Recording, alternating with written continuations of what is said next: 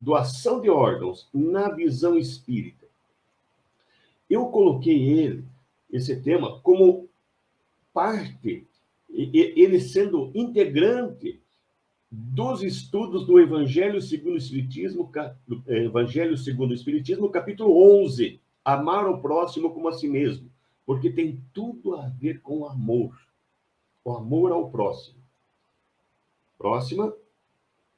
Então, nós já começamos buscando nesse Evangelho, segundo o Espiritismo, capítulo 11, lá no versículo 8, onde fala da lei do amor, tem uma mensagem de Lázaro. E Lázaro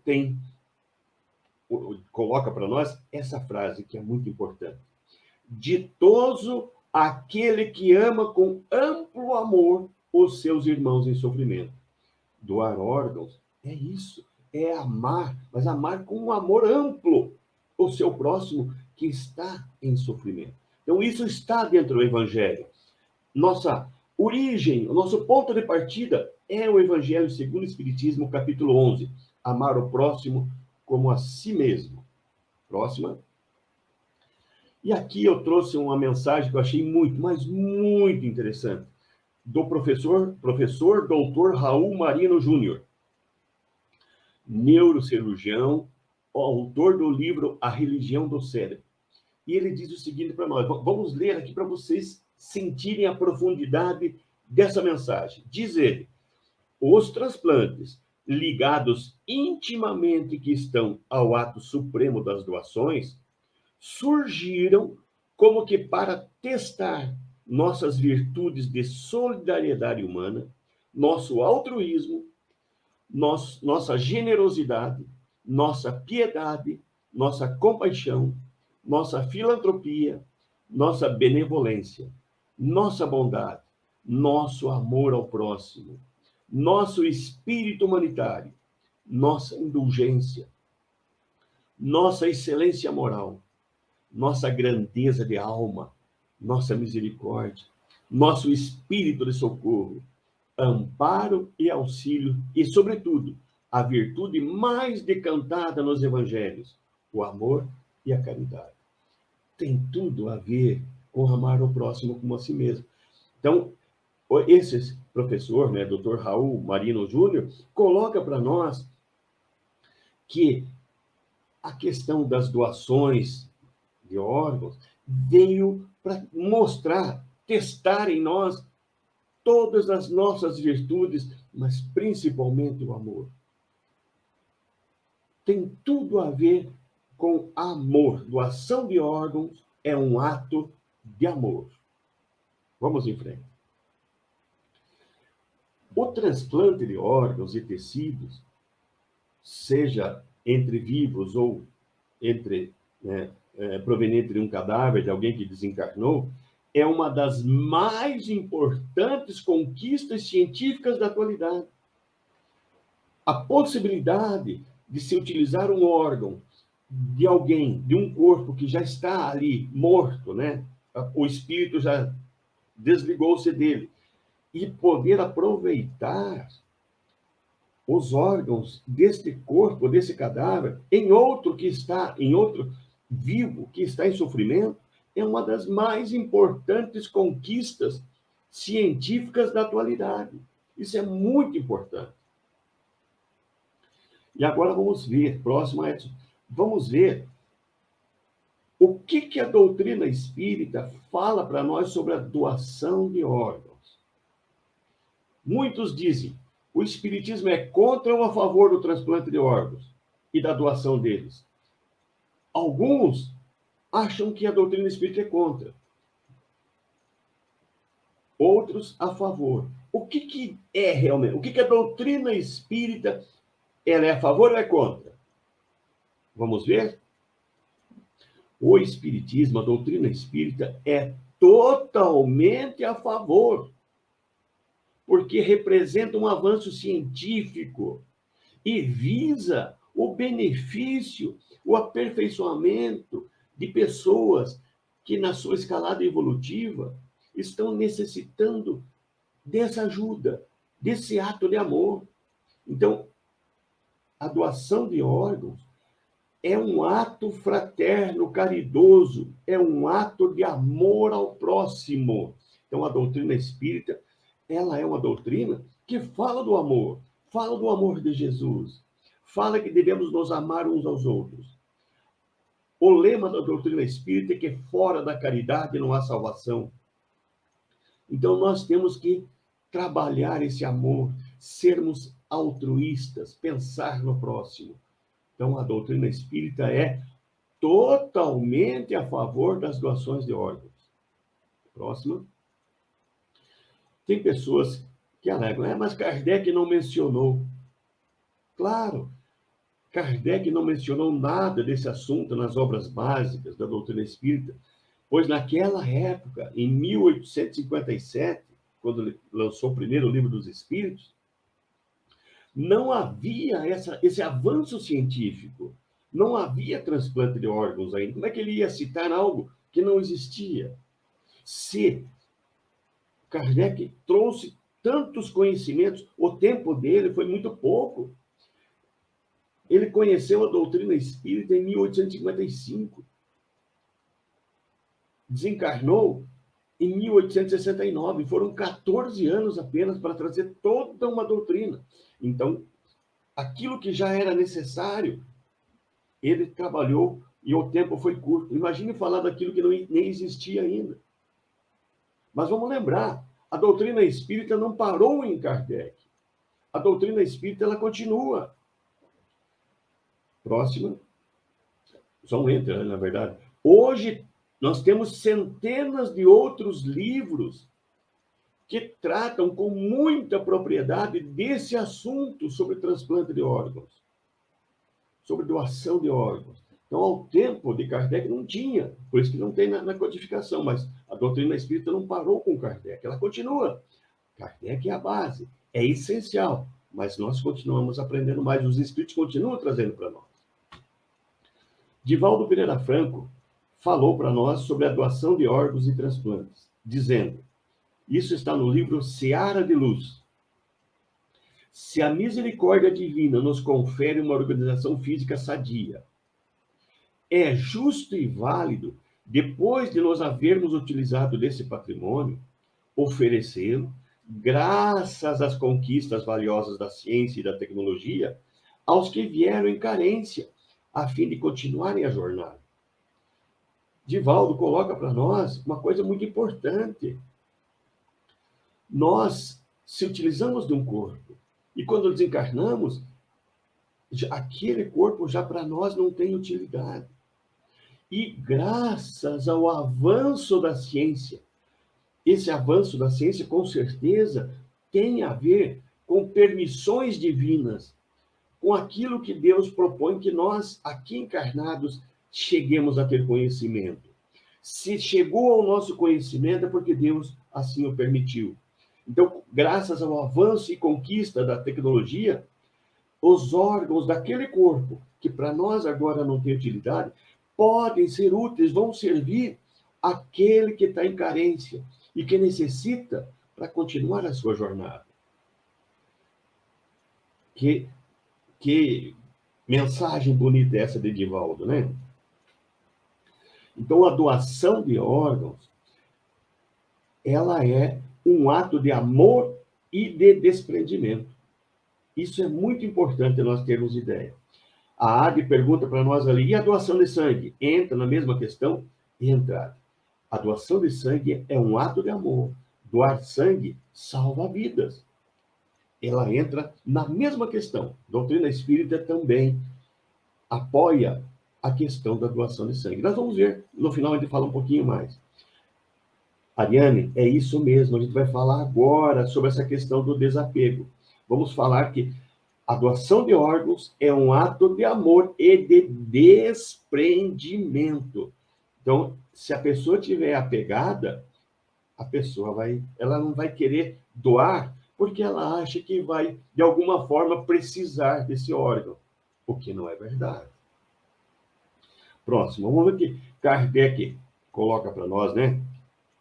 Então, a doação de órgãos pressupõe que tem que haver desprendimento, especificamente do corpo físico. Então, as pessoas têm que ter essa noção, as pessoas têm que entender que quando nós desencarnamos, o corpo físico não vai fazer mais parte do nosso complexo humano. Ele não vai mais fazer parte nossa. No nosso complexo espiritual, o corpo físico não faz parte. Por isso, ficar apegado a algo que não vai ser nosso, que não vai pertencer a nós, é errado. Então, eu estou aqui, nós estudamos para trazer essa mensagem, justamente para que as pessoas entendam que pode fazer a doação de órgãos sem problema nenhum. Não vai ter risco nenhum para o nosso perispírito. Vamos falar disso aqui. Então, doação de órgãos pressupõe desprendimento. Nós temos que nos desprender da parte física, mas principalmente do corpo físico. Ele não vai fazer parte mais do nosso complexo espiritual. Próxima. Mas tem muitas pessoas que são muito apegadas à matéria. E aí dificilmente se tornam doadoras de órgãos. Aqui eu vou falar uma coisa, uma curiosidade muito interessante. As pessoas religiosas, principalmente aquelas que acreditam na vida espiritual, e aí incluímos nós espíritas, são as que menos, estatisticamente, são as pessoas religiosas são as que menos fazem doação de órgãos. As pessoas ateus, as pessoas que não acreditam na vida futura, são as que mais fazem doação de órgãos. Vocês acreditam nisso? Isso é uma curiosidade interessante, né? Nós vemos aqui, como está ali, ó, quando aqueles que acreditam na imortalidade ficam buscando justificativas espirituais. Se tirar o órgão, o perispírito vai sentir falta. Se tirar as córneas dos olhos, o espírito vai ficar cego no plano espiritual. Aonde você viu? Eu li num livro, me disseram. Isso não existe. Isso não existe.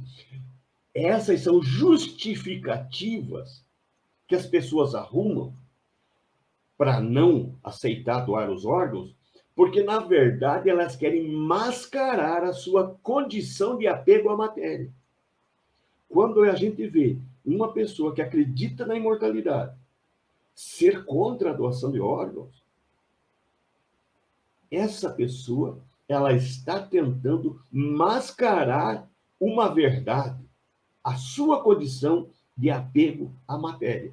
Porque não tem, nós vamos ver, nós vamos estudar agora, não tem como o perispírito sentir falta dos órgãos na sua vida espiritual. Não tem nada a ver, nada ligando o perispírito ao corpo físico quando há a morte do corpo físico.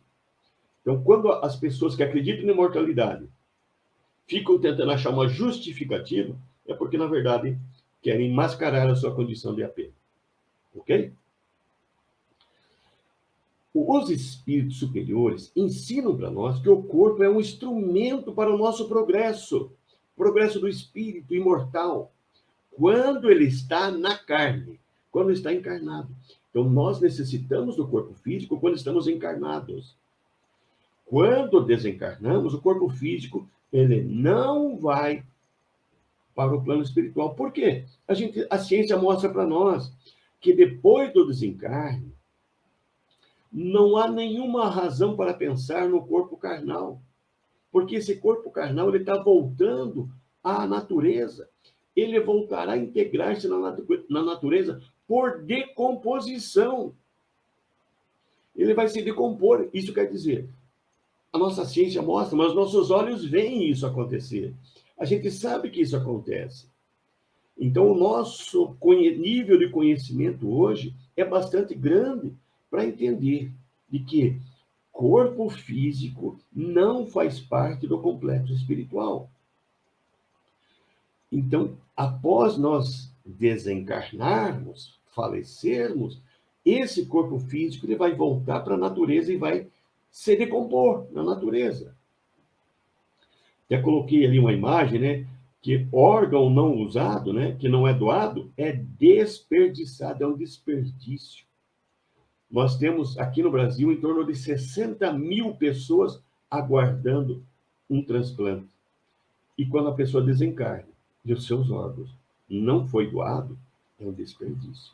Está indo, como está ali, o que é aquilo ali? Está indo para o lixo. Né? Vai se desintegrar. A grande maioria das pessoas prefere não doar, não praticar esse ato fraterno de doar seus órgãos aos seus semelhantes. Se não doa para os semelhantes, vai doar para quem? Vai doar para os vermes. Porque são os vermes que vão fazer a decomposição desse corpo, que vão consumir esse corpo físico. Então, se eu não doar os órgãos para alguém que precisa, fazendo um ato fraterno, eu, na verdade, vou doar esses órgãos para os vermes. E aí a gente coloca ali essa imagem, né? Um dos dois vai receber seus órgãos. Agora você decide o qual. Uma pessoa que precisa, ou vai, eu estou colocando ali o lixo, né? Ou vai para decomposição. O doutor Sérgio Felipe de Oliveira, um grande espírita, é clínico geral e desenvolve pesquisas na área da psicologia, psiquiatria, biofísica e espiritualidade. Tive o prazer de ser aluno dele quando fizemos o curso de teologia na Faculdade Espírita. E ele diz para nós: é muito doloroso para um espírito ver seu corpo sendo consumido pelos vermes do que ver seus órgãos servindo a outras pessoas. Quando nós estamos do lado de lá, a gente vendo que não tem nada de ligação com o nosso corpo, a gente fica com aquela, né, até diria com remorso, de ver o nosso corpo se decompondo, sendo consumido por vermes, sendo que ele poderia estar sendo servindo a outras pessoas, né, ter sido utilizado por alguém que necessita. São frases pesadas, mas são frases verdadeiras. Então, quando a gente, no ato extremo, o último ato que nós podemos deixar para que as pessoas façam, para que nós consigamos ir para o plano espiritual até em condições melhores, é o ato de doar nossos órgãos, né? Faz bem para o nosso espírito. Próximo. Bom, eu vou dar então, vamos mudar de tópico, então vou dar uma paradinha e ver o que tem para nós aí. O que a Luciana coloca? O desprendimento tem tudo a ver com conhecimento e com o grau de adiantamento do espírito. Claro, Luciana, claro. Quanto mais desprendido nós formos da matéria, mais solidários com os outros nós vamos ser. Quanto mais adiantado for o nosso espírito, mais vamos entender sobre essa questão do desprendimento, sobre essa questão de ajudar o próximo. E eu vou falar algo mais aqui à frente, que dependendo do nosso grau de espiritualidade, pessoa desapegada, pessoa apegada, o nível moral da pessoa, como é diferente esses desenlaces. Mas todos eles não vão ter ligação nenhuma com o corpo físico. Vou falar mais sobre isso à frente, Luciana. Boa colocação tua. Vamos ver o que o Carlos diz para nós. Ouvi uma entrevista de Edivaldo, onde comentava ser apenas o coração o único órgão que não se deve ser transplantado. Infelizmente, não encontrei novamente para entender melhor. Você pode nos ajudar? Eu nunca ouvi isso, Carlos. Nunca ouvi essa entrevista. Nunca. O coração, na verdade, é um dos principais órgãos de doação. É um dos que mais... a fila dos 60 mil, uma das maiores quantia que necessita, são pessoas que necessitam do coração. Então, eu não conheço essa mensagem do Divaldo. Vamos tentar procurar, vamos ver se achamos. Se você achar, você mostra para nós. Vamos dizer o Eduardo. Existe uma idade máxima para doar órgãos? Depende de alguns órgãos. Alguns na faixa dos 55 a 60 anos. Mas tudo depende da condição da saúde da pessoa. Se a pessoa pode ter uma idade mais avançada, aí existe situação, aí eu diria que cada caso é um caso. Mas, em média, é 60 anos a doação de órgãos, assim, né, a grosso modo. Mas tem pessoas que já doaram e tinham mais de 60 anos. Ade, eu vou falar isso daqui a pouquinho. Quanto maior o desprendimento da matéria, mais tranquilo vai ser o desencarne. Claro que vai, com certeza. Quanto mais desapego, mais vai nos ajudar a nos desprender mais rapidamente do corpo físico. A gente vai ver lá para frente que, depende do desprendimento, você leva apenas algumas horas. Conforme a pessoa for mais apegada, leva dias, semanas, meses e até anos. Imagine ficar no plano mais denso, que é o plano próximo à matéria, anos devido ao apego, mas não ligado ao corpo físico. Vai ficar tentando cuidar das coisas que ele deixou aqui, a casa, o carro, os filhos, acha que é propriedade, meus filhos, minha mulher, meu marido, né? Vamos ver o que a Lucéia diz para nós. Essas afirmações valem também para a doação em vida, visto que ainda estamos encarnados e nos foi dado um corpo para a nossa vida aqui na Terra? Claro que vale também. Se nós temos condições de doar em vida, existem alguns órgãos que se regeneram. Então, como o caso do rim, né? Você pode doar em vida, ele vai se regenerar. Você vai ter uma restrição por um tempo, mas você pode sim. E também é desapego. E principalmente, além do desapego, maior é o amor. O amor ao próximo que você está ajudando em vida. Seguimos? Aqui nós vamos entrar numa importante parte. Gostaria que todos prestassem muita atenção nisso que a gente vai falar agora. Como que é a constituição do encarnado? Lembra que eu falei que na nossa constituição espiritual não entra o corpo físico, mas na nossa constituição de encarnado, como é que ela é formada? Então, conforme está nas obras básicas da doutrina espírita, Allan Kardec traz isso para nós com os espíritos, o encarnado é constituído de espírito, perispírito e corpo físico, ok? É assim que está nas obras básicas. Lembrando, nas obras básicas, ele traz aquele conhecimento necessário à época que Kardec pôde trazer para nós. E sobre essa questão da constituição do encarnado, a gente vai ver por que Kardec se ateve a isso, dessa forma. Vamos lá. Lembrando, então, que os ensinamentos espíritas não pararam nas obras básicas. Naturalmente, cada época, as pessoas vão crescendo em conhecimento, em intelectualidade, vão aprendendo mais, vão entendendo melhor as coisas, então, mais coisas podem ser reveladas pelos espíritos. E aí nós começamos depois, nós já temos... depois o início da codificação espírita, muitos anos já se passaram. Então, nós temos agora muitas obras que já estão citando algumas coisas a mais sobre a questão dos corpos que envolvem o espírito. Vejamos alguns exemplos. Aqui eu coloquei algumas imagens de livros, mas o próximo aqui vai listar para nós livros que nós consultamos para montar esta aula, para elaborar esse estudo, né, que nós estamos agora aqui. Nós estamos ali com 27 obras. Ou foram os livros consultados e que tratam acerca dos corpos que envolvem o espírito. A grande maioria desses livros tem, né, a chancela, tem o selo da Federação Espírita Brasileira. Então, não são obras espiritualistas, não, são obras espíritas que trazem sobre essa questão de corpos, avançando mais naquilo que Kardec começou. Kardec ele sempre disse, eu comecei o edifício, a construir o edifício doutrina espírita, eu coloquei a parte básica, o começo. Agora, precisava ser construído mais. Então, as obras espíritas complementares estão fazendo essa construção da doutrina espírita. E eu aqui pego um exemplo para nós entendermos. Próximo. Eu vou pegar o livro Evolução em Dois Mundos, que é do espírito André Luiz, e que coloca para nós lá no capítulo 2, página 25, de uma edição de 1958. E André Luiz afirma para nós que temos ainda o corpo mental, que é o envoltório mais sutil do espírito.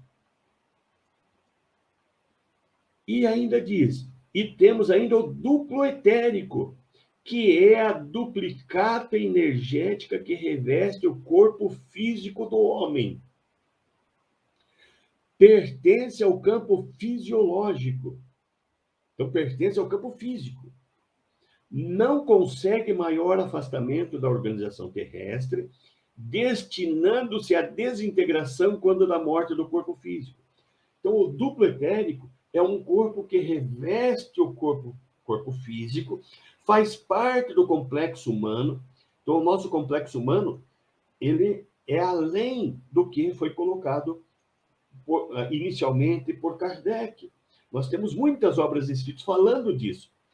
E eu acho muito interessante, hoje nós não vamos tratar do corpo mental, vamos deixar para uma outra hora. Mas queremos falar do duplo etérico, porque ele é muito importante nesse processo de desencarne.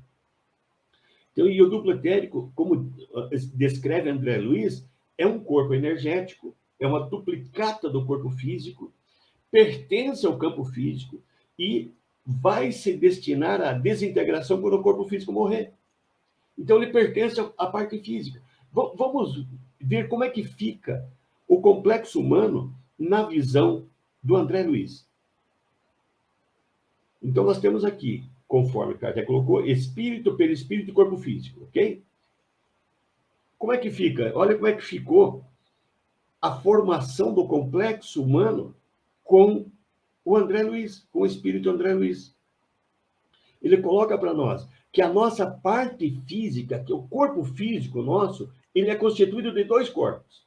A parte física nossa é constituída de dois corpos, o corpo físico e o corpo etérico. E o que é o nosso perispírito é constituído de dois corpos também, o corpo espiritual e o corpo mental. Vejam que já modificou um pouco essa questão.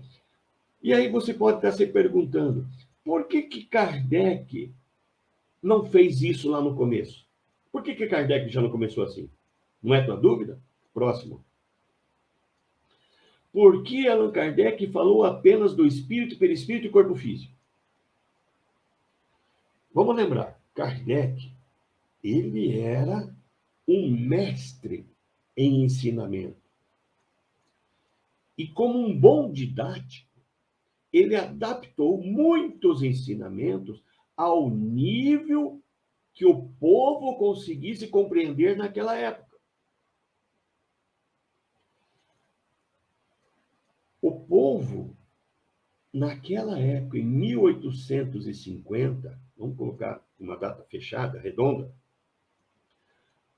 tinha poucos conhecimentos espirituais, poucos conhecimentos sobre a questão espiritual. Você imagine Kardec entrar falando que já tinha, além do corpo físico, as pessoas ouviam falar em alma, levemente, vagamente.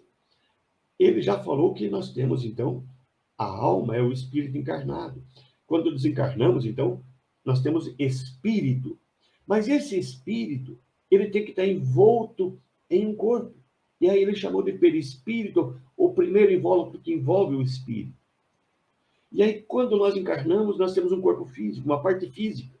Então, ele quis simplificar, chamando de perispírito o que envolve o espírito. Ele quis simplificar sobre parte física aquilo que fisicamente vai servir como o corpo que o espírito vai utilizar aqui enquanto encarnado. Então, ele quis simplificar. Por que ele quis simplificar? Por quê? Vamos ver? Próxima. Vamos ver como que era o conhecimento religioso no século XIX, em 1850. Em 1850, ainda nós tínhamos uma igreja dominadora e tínhamos as doutrinas secretas. A igreja, ela tentava manter o povo na ignorância para obter poder. O povo só recebia ensinamentos que eram censurados pela igreja. É só aquilo que a igreja achava que o povo poderia saber sem muita profundidade. As doutrinas secretas só passavam conhecimento para aquelas pessoas que faziam os pactos de iniciação na doutrina secreta. E aquele que divulgasse o conhecimento que ele recebesse, eram sacrificados, pagavam com a própria vida. Então, veja, o que o povo tinha de conhecimento naquela época? Da parte religiosa? Era muito pouco. Muito pouco. Vamos voltar um pouquinho atrás. Próximo, Edson. Vamos fazer um levantamento histórico muito rápido, um relato histórico. Nós tivemos primeiro a Inquisição, a famosa Santa Inquisição, que começou em 1184 com o Papa Gregório IX. Ele que fundou a Inquisição. Então, ele estabeleceu tribunais inquisitoriais em várias partes da Europa. E toda vez que as pessoas contrariassem qualquer coisa que a igreja estava ensinando, qualquer coisa que eles achavam que a pessoa não deveria falar sobre aquilo, eles chamavam a pessoa de herege e condenavam à morte, à fogueira. Essa Santa Inquisição, ela durou até 1859, quando o papado extinguiu definitivamente o Tribunal do Santo Ofício da Inquisição. Então, vejam, começou em 1184 e foi extinta em 1859. Quando que o Livro dos Espíritos surgiu? 1857. Quando ainda havia Inquisição. Mas tem uma história muito interessante nesse meio aí. Em torno de 1400, mais ou menos, John Hus foi uma encarnação anterior do Hipólito Léon Denis Rivail, do Kardec, do Allan Kardec. Allan Kardec, numa encarnação anterior, chamou-se John Hus. O nome Allan Kardec é um pseudônimo, do Hipólito Léon Denis Rivail, que era o professor, e que numa encarnação lá antes de Jesus um pouco, no tempo dos druidas, essa encarnação ele chamava Allan Kardec, e foi revelado por um espírito. Então, ele resolveu adotar o pseudônimo de Allan Kardec para o seu nome de Hipólito Léon Denis Rivail, professor aclamado, muito conhecido, não interferir na codificação espírita. Então, Allan Kardec, vamos continuar chamando assim, ele, na encarnação anterior, chamava-se John Hus. Era um pensador religioso, um reformador. Na verdade, ele era um sacerdote. Só que ele não aceitava muitas coisas que a igreja ensinava. Ele queria ensinar mais coisa para o povo, só que não era proibido, não podia. E existia uma pessoa chamada John Wycliffe, que na encarnação futura, junto com Kardec, agora em 1850, ele era o Léon Denis. O John Wycliffe tinha umas ideias revolucionárias quanto à questão religiosa. E o John Hus era discípulo do John Wycliffe. E por contrariar a igreja não perdoou as rebeliões causadas pelo John Hus e o condenou à morte em 6 de julho, na fogueira, cremado. Em 6 de julho de 1415, John Hus foi cremado, foi queimado na fogueira. Vejam, aí ele nasceu como Hipólito Denis Rivail, que adotou o pseudônimo de Allan Kardec, e em 1857 lança um livro confrontando a igreja. Quase que novamente ele vai ser pego pela Inquisição. Quase de novo, Em 1857 ainda estava valendo a Inquisição. Só em 1859 que não. E aí surgiu, em seguida, uma outra pessoa chamada Martim Lutero, um alemão, que viveu já na sequência, né? Em 1415, o John Hus foi cremado, foi queimado vivo. Em 1483 nasce Martim Lutero, que também segue as ideias de John Hus. Se torna um revolucionário, né? Ele protestava bastante. E o que ele fez? Ele pegou a Bíblia e traduziu em alemão e começou a espalhar essa tradução em muitas partes. E aí, quando a igreja viu que não tinha mais jeito, a igreja dominante, aí disse o seguinte: tá bom, então o povo agora pode ler a Bíblia, pode ler, porque agora não tem, está espalhado. Só que não pode interpretar. Se interpretar, vai para a fogueira. Esse era o clima em 1850. O que o povo conhecia de religião? O que era o mínimo necessário que a igreja permitia à época. Então, por isso que Kardec ele foi muito sucinto, foi muito didático ao falar do complexo humano. O nosso complexo, então, tem a parte física, tem a parte perispiritual e tem o espírito. Só que agora, com o avanço do conhecimento, nós podemos ver que o complexo físico tem 2 corpos e que o complexo espiritual, perispiritual, também tem 2 corpos ali. Então, agora nós já temos condições de entender isso, ok? Por isso Kardec não falou isso à época. O Sanito falando aqui, me parece que Chico Xavier se recusava a doar órgãos. Você tem conhecimento disso? O Chico, ele falou sobre a questão da doação de órgãos e também da cremação, mas ele falou de uma outra forma, no sentido de doar órgãos, porque as pessoas já o idolatravam. E ele pensava assim, se alguém pegar um órgão meu, imagine o que vai acontecer com essa pessoa. E também ele já estava com a idade bastante avançada. Então ele não iria doar órgãos para não... É mais ou menos, vamos colocar assim, comparando, claro, que muito distante, é o que aconteceu com o corpo de Jesus. Não ficou restos do corpo de Jesus em lugar nenhum. Assim também o Chico pensava que se algum órgão dele fosse doado para alguém, essa pessoa não ia ter paz, né? Então, por isso que ele não iria doar órgãos. Ok? O Josemar, lá de Poço Claro. Ouvi uma vez que pela doação de órgãos pode passar as emoções e sentimentos da pessoa doadora. Isso é certo? Não. A gente vai ver mais para frente que o que fica no órgão são as energias que a pessoa tinha.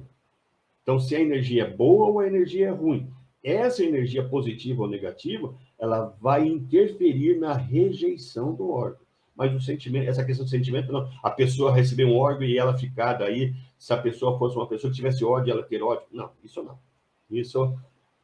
Isso depende de cada espírito, da matriz espiritual de cada um. Não fica no órgão. Aqui nós vamos ver agora um processo. Como que processa o desencarne? Eu precisava falar sobre a questão do duplo etérico para vocês entenderem como que é o processo de desencarne, ok? Então, vamos lá.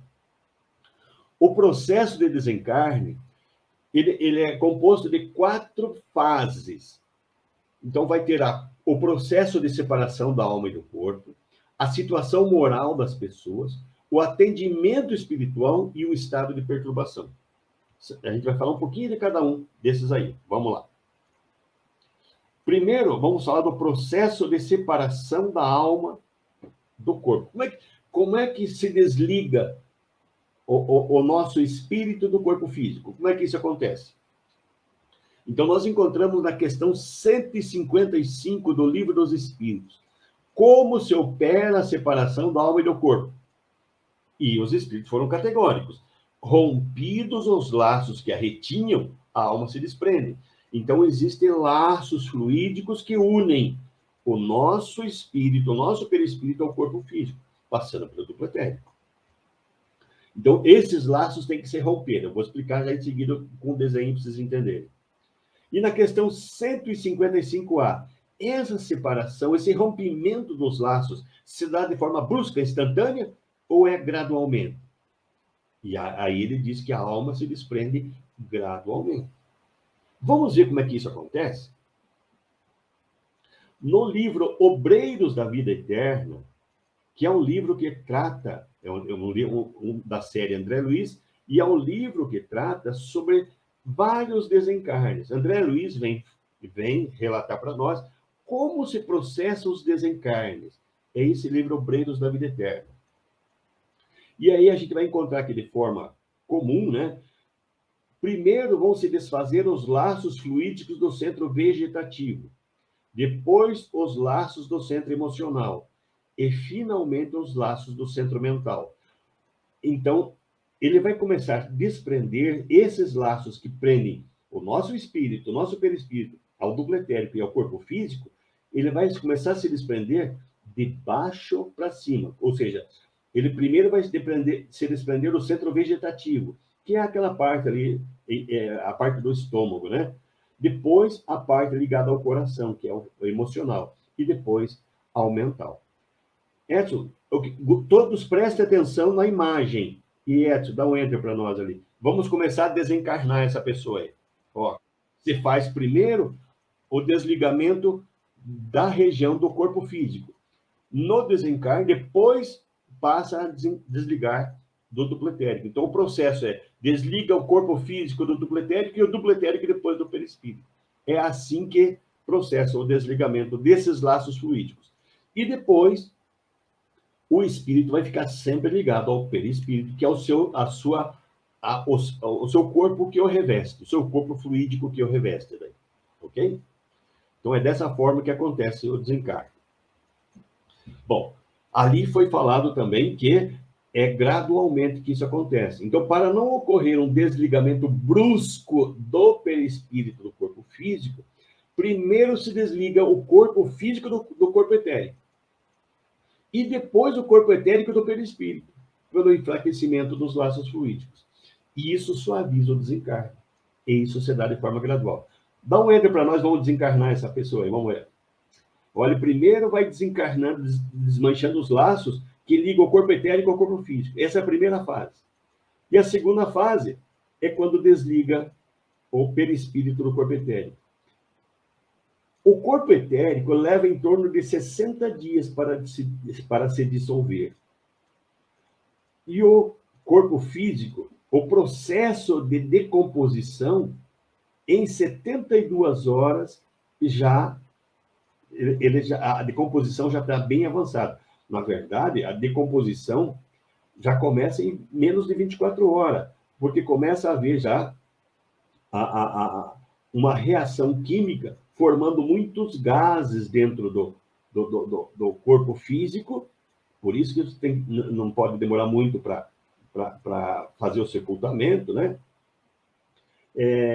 Então já começa o processo, na verdade, em menos de 24 horas, mas conforme a gente está colocando aqui, o processo com os vermes e tal já está em 72 horas, já começa. E pode levar em torno de 3 anos, né, para decomposição total. Então, essa forma que vai acontecer. O corpo físico vai se decompor, o duplo etérico leva 60 dias para dissolver. Então, o desencarne, vocês viram que começa a primeira fase, desligando o corpo físico do corpo etérico. E depois do corpo etérico ao perispírito. Ok? Agora, vamos ver. Já foi, né, algumas pessoas já falaram ali sobre a questão moral, desprendimento. Então, vamos ver agora como é que acontece o desencarne e a situação moral da pessoa.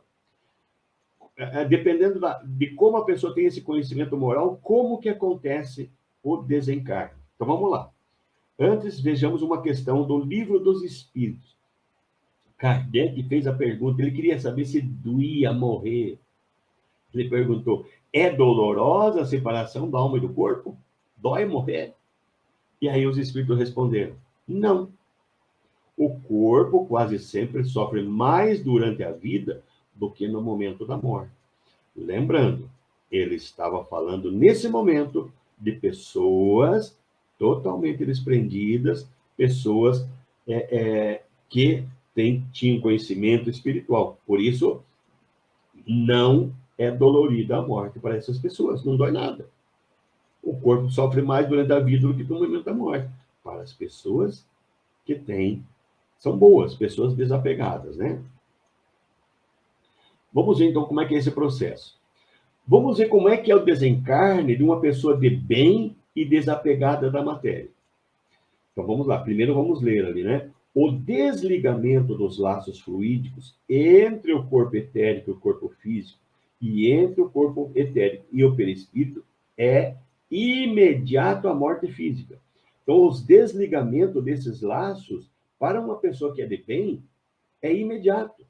A pessoa não sente dor, nem sofrimento, e também não passa pelo estado de perturbação, conforme o Livro dos Espíritos, questão 154. Vamos ver como é que é o desencarne de uma pessoa de bem e desapegada da matéria. Dá um enter para nós, Edson. Olha lá. Começa a desfazer os laços. Primeiro, desliga-se toda a parte do corpo físico ao corpo etérico. Depois começa o corpo etérico desfazendo os laços de ligação com o perispírito. Vejam como é que aconteceu, né? Para uma pessoa de bem, desapegada, todo esse desligamento é imediato à morte. Então, pode levar apenas algumas horas. E a pessoa já está totalmente desligada. Para haver a morte física, tem que estar todos os laços desligados. Então, e isso caracteriza o desencarne, a morte física, o primeiro passo, desligamento de todos os laços que unem o corpo etérico ao corpo físico. E isso acontece de imediato. Isso acontece de imediato. Essa pessoa, bom, pergunto agora, essa pessoa poderia doar órgãos? Ia ter algum problema para ela doar o órgão? Não tem nada ligando ela ao corpo físico? Pode doar órgãos sem problema nenhum, porque não fica nada ligado ao corpo físico. Ok? Próximo. Agora vamos falar das pessoas que têm tendência ao mal e são apegadas da matéria. Será que estamos falando de nós? Você é totalmente bom? Você, a maior parte do tempo, está fazendo o bem? Você o tempo todo está fazendo o bem? Não. Tem horas que você faz alguma coisa errada, não faz? Então você tem tendência ao mal. Se você fosse uma pessoa de bem, você faria o tempo todo bem. Então, quando você ainda faz algumas coisas erradas, ainda guarda um sentimento que não seja bom, você ainda, às vezes, tem ainda orgulho, tem egoísmo dentro de você, você tem tendência ao mal. E pode estar apegado à matéria. Vamos ver o que acontece, como é que essa pessoa desencarna, como é que nós desencarnamos, então? Isso está no Livro dos Espíritos, questão 155A.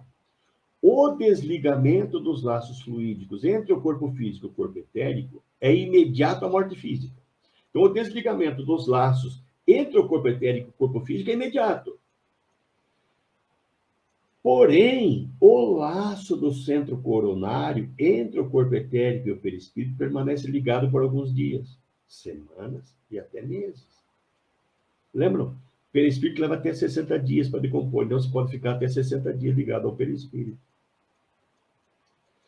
Nesse caso, a pessoa experimenta algum tipo de sofrimento e também passa por um estado de perturbação devido à permanência da ligação entre o perispírito e o corpo etérico. Vamos ver como é que é esse processo? Entre lá, Edson. Começou o desligamento entre o corpo etérico e o corpo físico. Para haver o desencarne, tem que estar totalmente desligado do corpo etérico, ok? Aí desencarnou, não tem nada a ver com o corpo físico mais.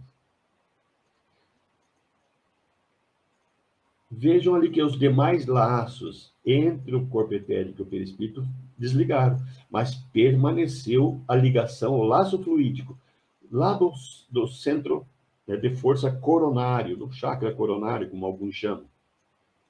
Ainda permanece ligado. Então, quando a pessoa é apegada à matéria, ela não se desprende do corpo etérico. Então, quando as pessoas dizem, mas a pessoa, quando é pegada, não se desliga do físico.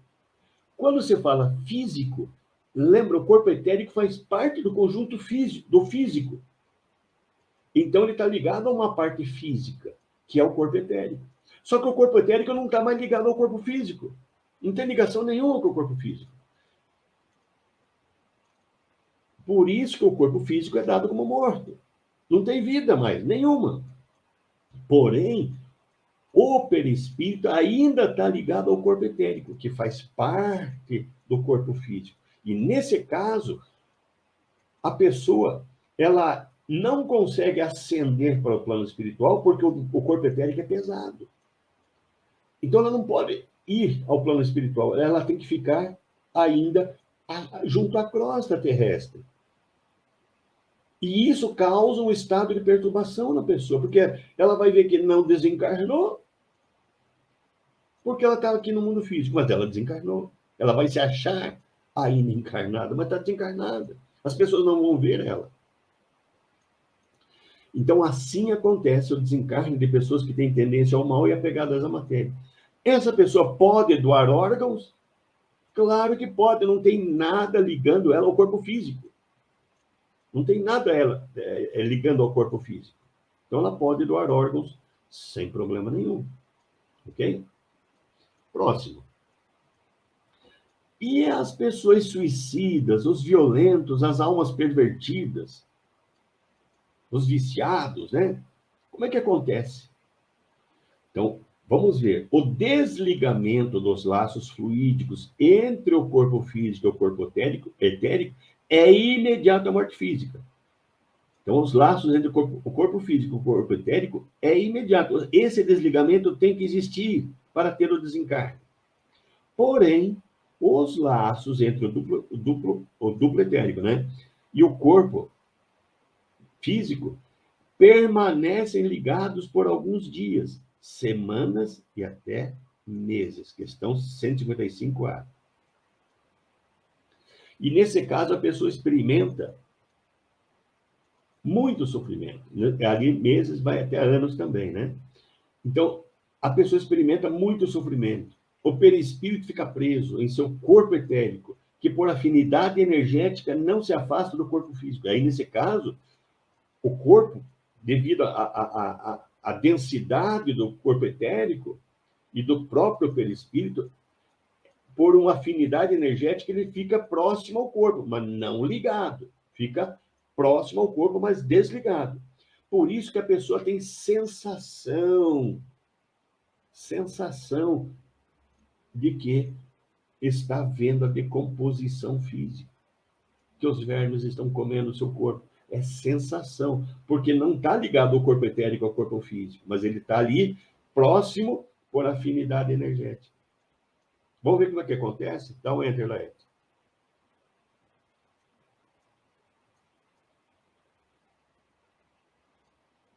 Desligou-se do corpo físico, isso é imediato após a morte.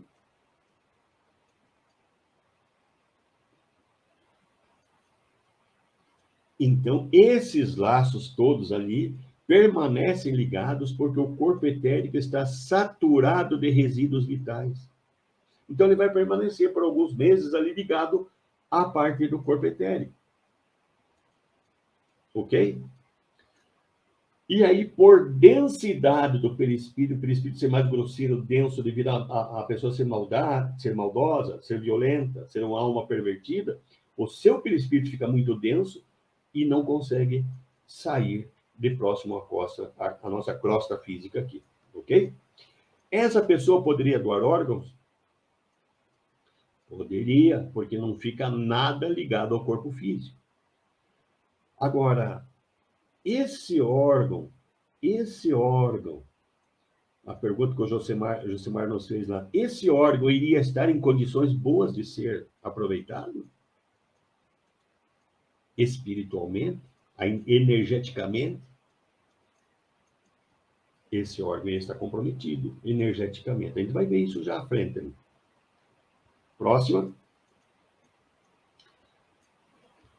E aí, nós temos uma outra situação. E a pessoa que desencarna no acidente, ou numa morte violenta, né? Uma bala perdida, ou coisa assim. Num acidente, o que acontece?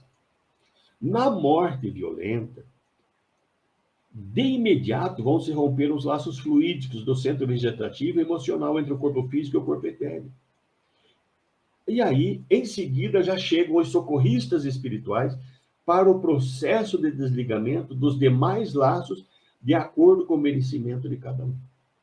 Então, daí vai entrar, se é uma pessoa desapegada, né, e de bem, ou é uma pessoa que tem tendência ao mal e apegada, aí os espíritos vão terminar de fazer. Vamos ver como é que acontece, então, o desligamento de uma pessoa que tem, por acidente, né? O que acontece? Dá um enter na Edson. Isso. Desliga seus laços, né, do centro vegetativo e do centro emocional, e a pessoa desencarnou. E aí já chegam os socorristas e terminam. Se é uma pessoa de bem, eles desligam todos os laços. Se é uma pessoa com tendência ao mal, desligam, deixando só o emocional ligado. Se é uma pessoa violenta, agressiva, né, que teve uma morte, né, da mesma forma, ali vão ficar ligados todos os laços que prendem o perispírito ao corpo etéreo. Ok? Então é assim que acontece. Vamos, próxima. Então, normalmente, pessoas que tiveram mortes violentas são submetidas à autópsia, que é semelhante à retirada de órgãos para doação. Eu estou falando do caso de pessoas violentas, pessoas agressivas, de mortes violentas também, né? Alguém conhece algum livro espírita que cite sobre espíritos reclamando da autópsia? Eu não conheço. Mas pode existir, mas eu não conheço.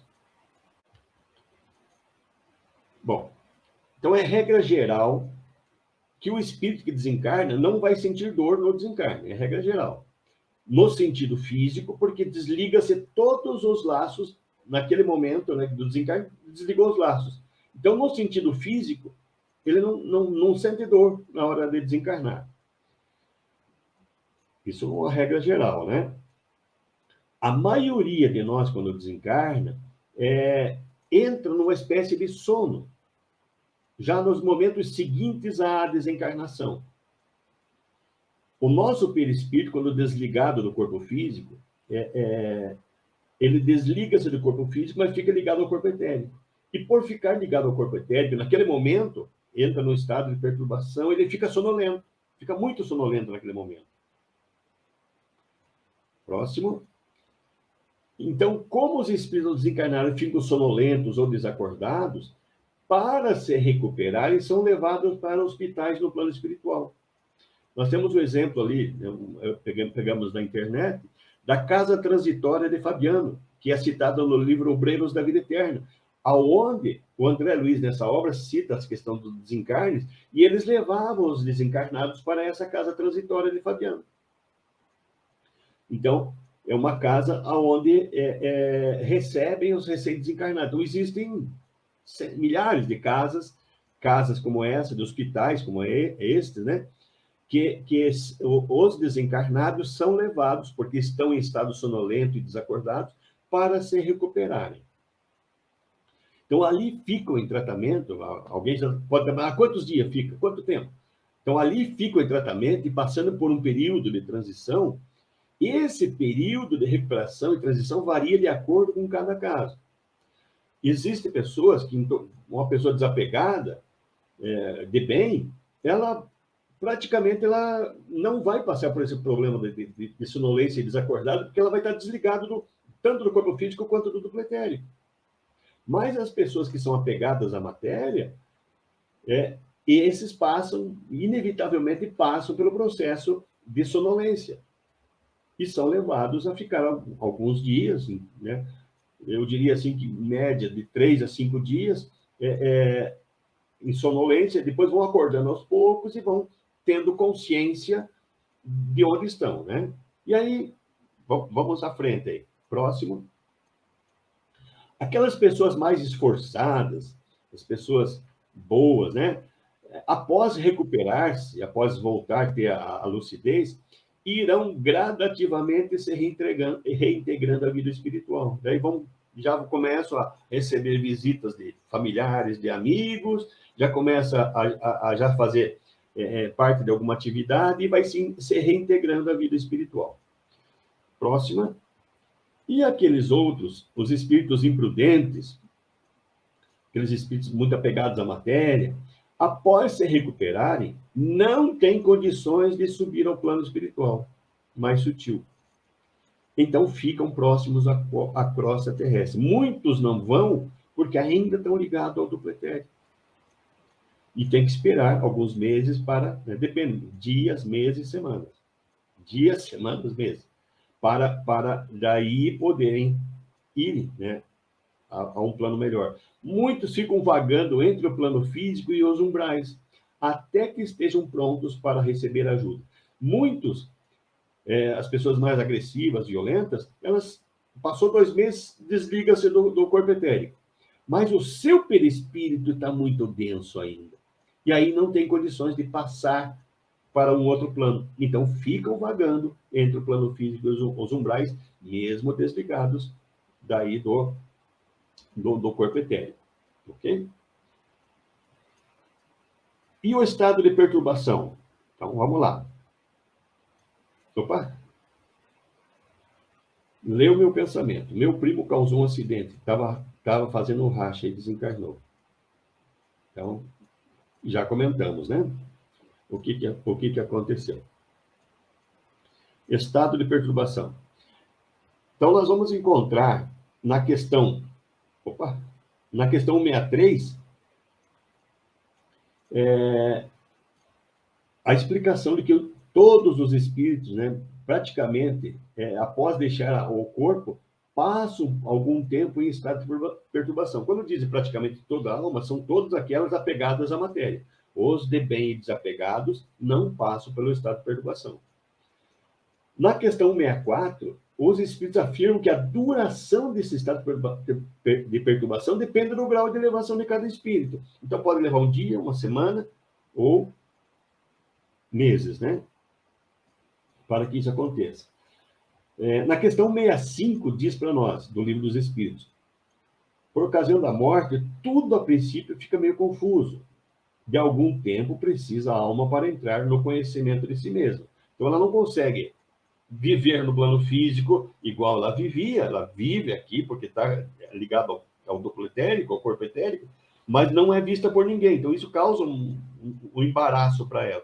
E ela não consegue ascender para o plano espiritual porque a ligação com o corpo etérico deixa a pessoa mais densa, impedindo ela de ascender a planos mais sutis. Próxima. Então, essa perturbação inicial é causada porque ainda existem laços fluídicos que aprendem, unem o corpo etérico ao perispírito. Esse é o estado de perturbação maior que a pessoa passa. Próxima. Então, essa união é causada porque ainda existem esses laços. Essa ligação, próximo, Edson, essa união com o corpo etérico, então, não deixa a pessoa sair desse plano material mais denso. Ela fica ali.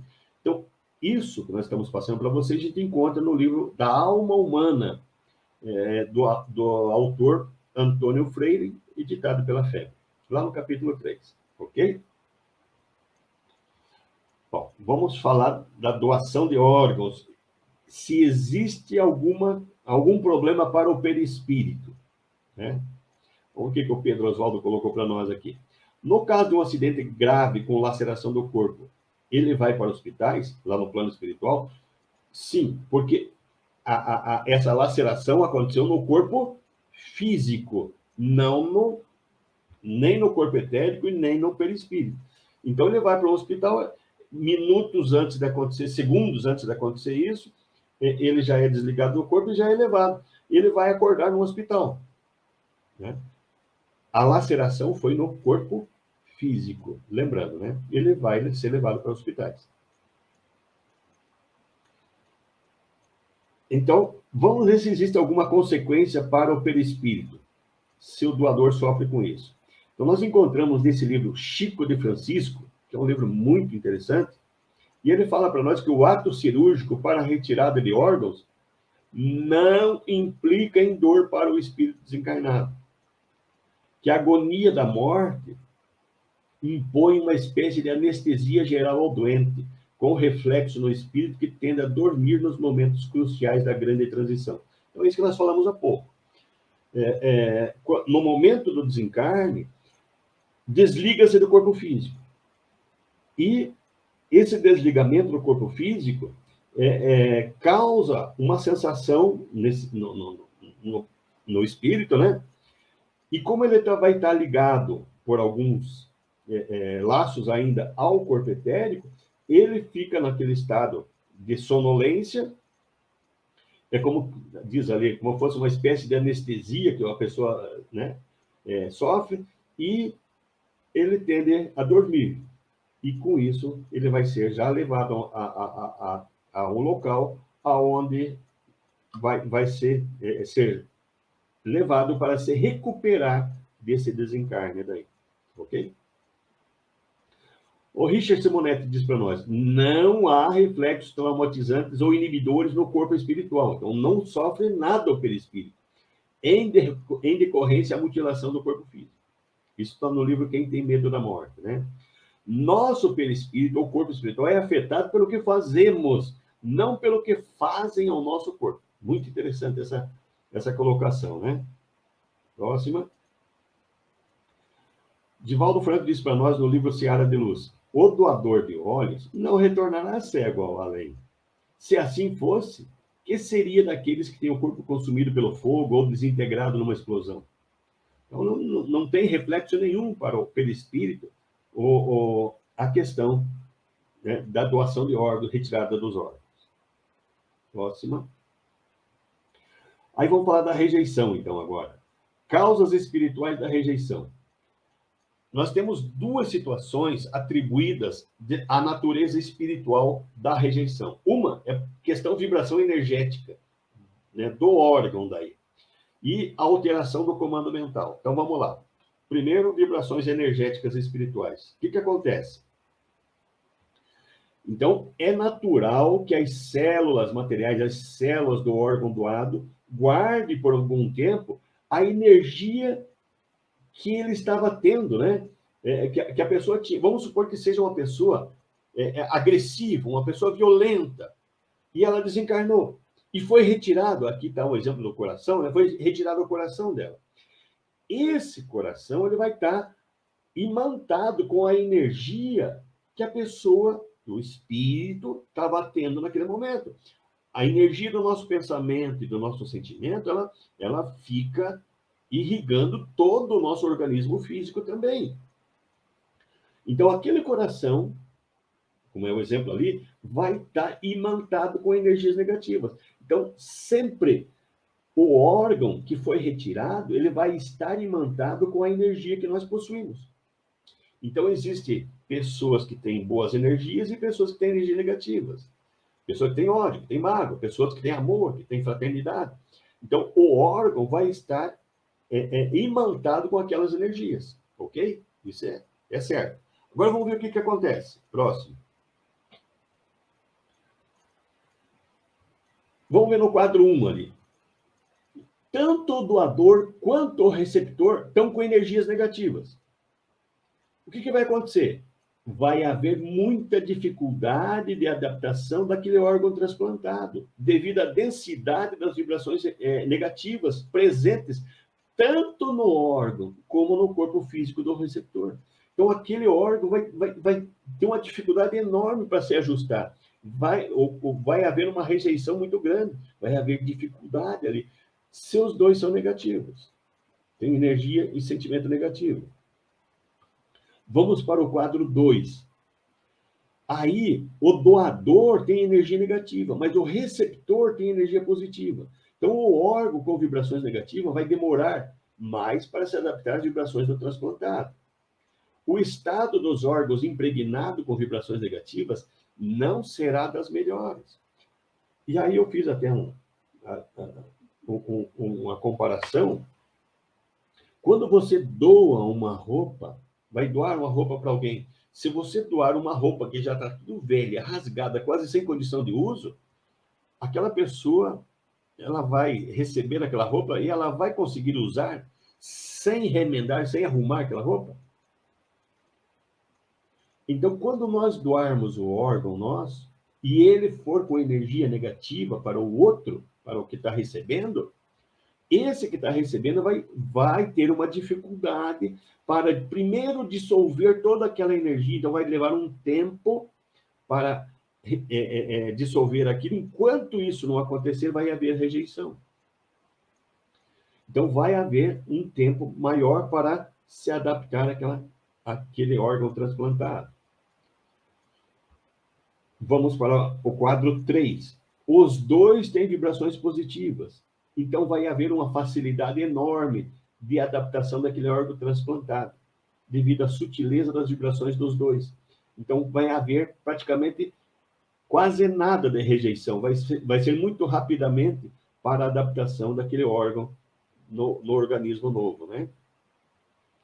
E o quadro 4 ali. O quadro 4. A pessoa que está doando é uma pessoa de bem, né? Com energia boa. Mas quem está recebendo com energia negativa. Então, os órgãos com vibrações positivas vão demorar menos para se adaptar às vibrações do transplantado. Então, aquela pessoa que tem uma energia negativa, aquele órgão vai se adaptar mais rápido porque ele veio com energia positiva. Ele está imantado com energia positiva. Então, ele vai se adaptar rapidamente, mais facilmente, ao organismo daquele, mesmo ele tendo vibrações negativas.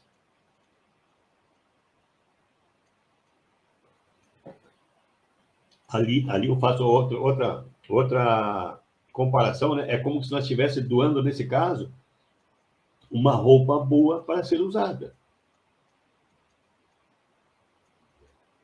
Então, ao receber um órgão, né, vai sempre ter aquela fixação fluídica, aquela energia fluídica que vai estar presente no órgão, sempre vai ter.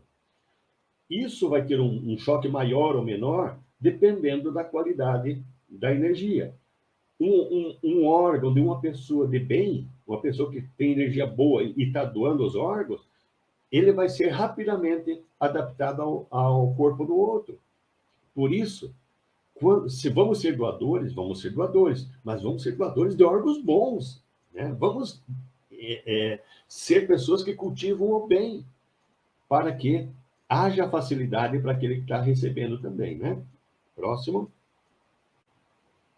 E o comando pela alteração de comando. Então, o que é alteração de comando?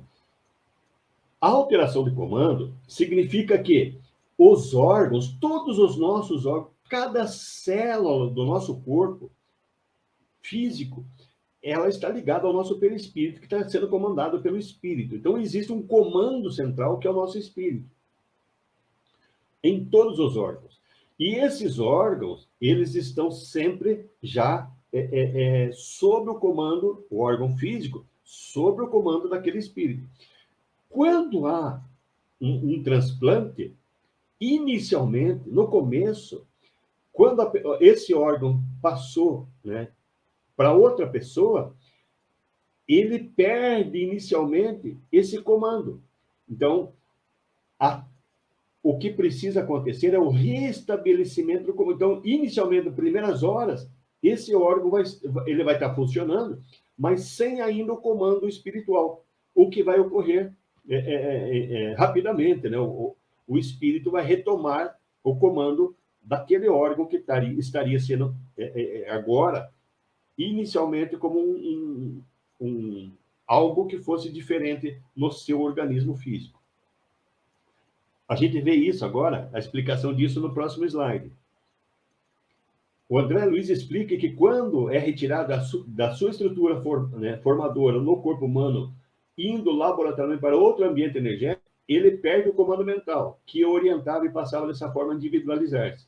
Ao ser implantado em outro organismo, por transplante, por exemplo, tenderá a adaptar-se ao novo comando espiritual, que o revitalizará e a seguir coordenará a sua trajetória. Então, vai acontecer momentaneamente a perda do comando, mas isso está na evolução de dois mundos, que isso já em seguida vai se restabelecer o comando para aquele órgão, ok? Então, existe um momento de rejeição, inicialmente devido a essa falta de comando, mas isso é rapidamente restabelecido, ok?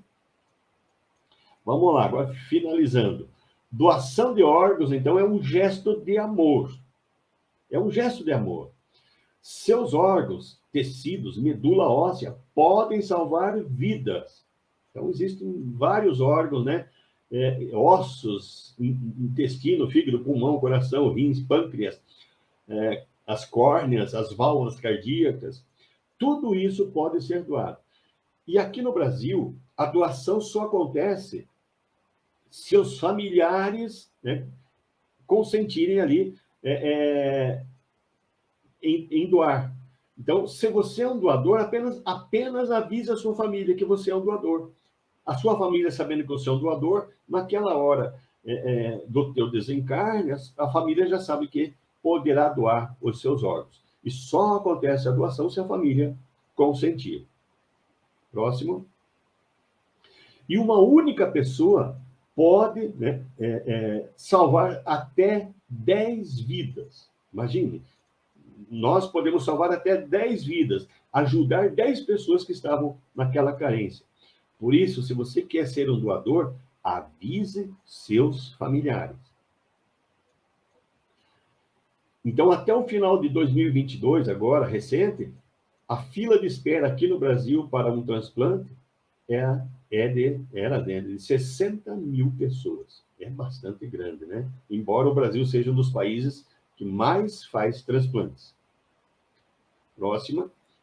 E a questão da doação de sangue, que lá no comecinho, né, foi comentado, a mesma coisa. A gente salva vidas doando sangue. Seja um doador de sangue também. Doe teus órgãos, né, quando você desencarnar, mas em vida, salve uma vida doando sangue. Seja um doador. Próxima. Medula óssea também. Você pode salvar vidas. Existem vidas em suas mãos se você se tornar um doador de medula óssea.